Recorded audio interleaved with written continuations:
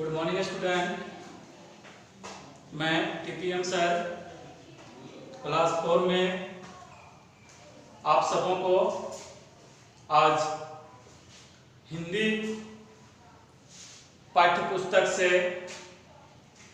दूसरा पाठ जो एक बहुत ही रोचक कहानी है उसको हम पढ़ाएंगे। तो सबसे पहले हम लोग किताब निकालेंगे। किताब में देखो पाठ 2 में दिया गया है, कहानी का शीर्षक है सबसे कीमती तोहफा। पाठ 2 सबसे कीमती तोहफा। तोहफा का अर्थ समझ रहे हैं? किसी को हम लोग गिफ्ट देते हैं तो उसे हम लोग तोहफा कहेंगे, उसका दूसरे रूप में हम लोग उपहार कहेंगे, है ना। तो इस पाठ में कुछ कठिन शब्द आएंगे। पहले उस कठिन शब्द को जान लें। तोहफा का अर्थ होता है उपहार। कर्मचारी कोई भी किसी भी क्षेत्र में किसी भी विभाग में काम करता हो उसे हम लोग काम करने वाले को कर्मचारी कहेंगे। पोस्टमैन, पोस्टमैन मतलब समझ रहे हो? पोस्टमैन किसको कहते हैं? तो उसे डाकिया, जिसे डाकिया का नाम जान रहे होंगे, सुने होंगे। डाकिया क्या काम करता है? पत्र या चिट्ठी को घर घर तक पहुंचाता है। तो पोस्टमैन कहा गया है डाकिया को जो पत्र बांटता है। दृश्य कहीं का सीन हो गया, वहां का नजारा हो गया, तो दृश्य को हम लोग नजारा कहेंगे। अधीरता मतलब बेचैन होना, बेचैनी मन में आना, अधीर हो जाना। अधीरता का अर्थ होता है बेचैनी। संकोच पूर्वक मन में शंका रखकर या शर्म के साथ। अब इसमें एक मुहावरा भी है।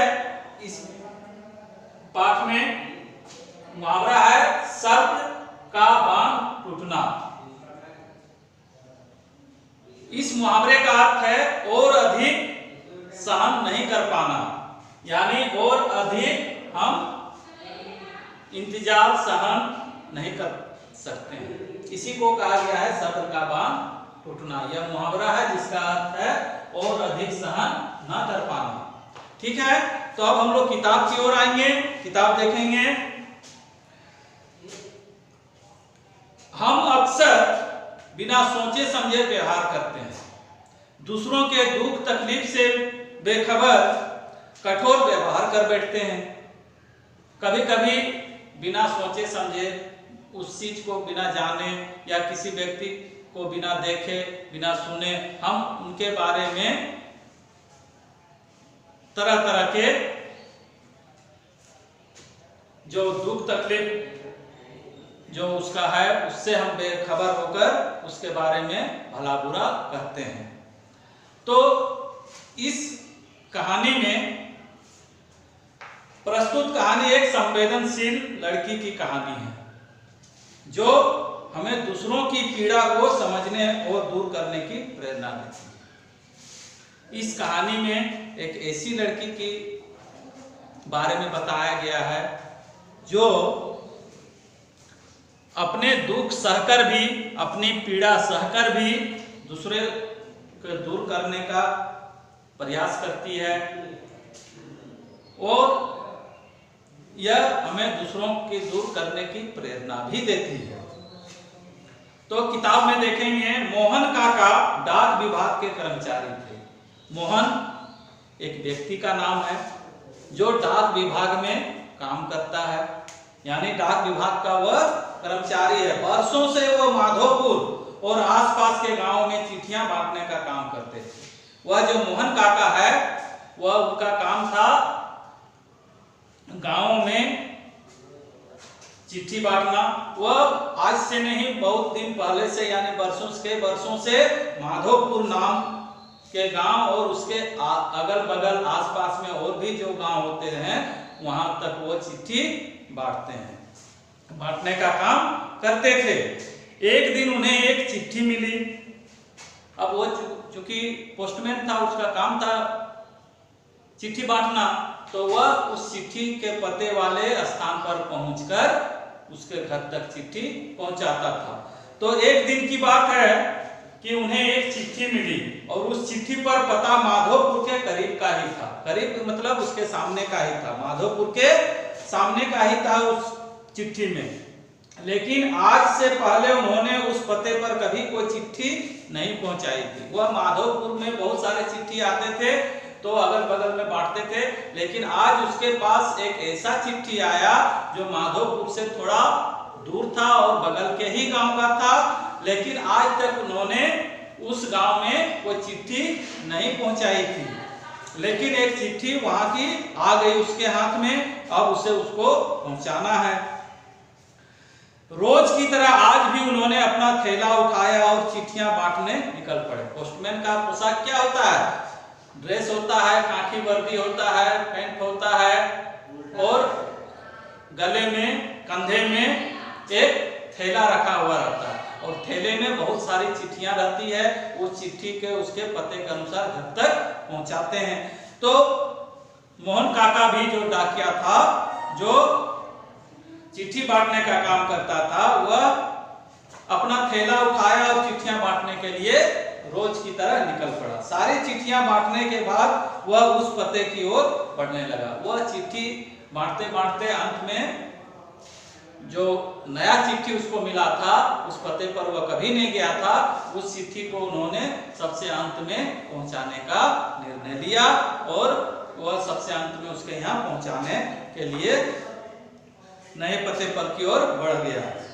दरवाजे पर पहुंचकर उन्होंने आवाज दी। पोस्टमैन का काम है, वह किसी के यहाँ को चिट्ठी पहुंचाता तो सबसे पहले दरवाजा में घंटी बजाता है या आवाज देता है कि घर के अंदर कोई है तो जान जाए कि पोस्टमैन आया है, चिट्ठी लाया है, उसको चिट्ठी प्राप्त होता है।